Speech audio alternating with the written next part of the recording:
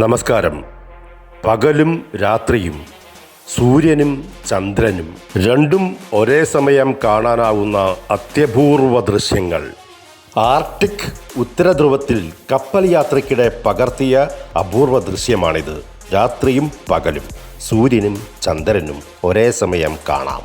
ഇത്തരം മേഖലയെ Terminator zone അല്ലെങ്കിൽ ട്വിലൈറ്റ് സോൺ എന്നാണ് പറയുക.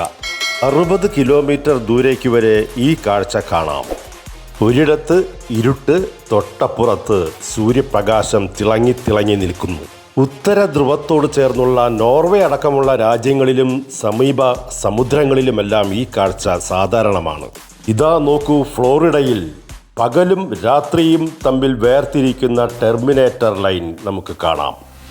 നോർവേയിൽ വേനൽക്കാലത്തെ 3 മാസക്കാലത്തോളം സൂര്യൻ അസ്തമിക്കാറില്ല.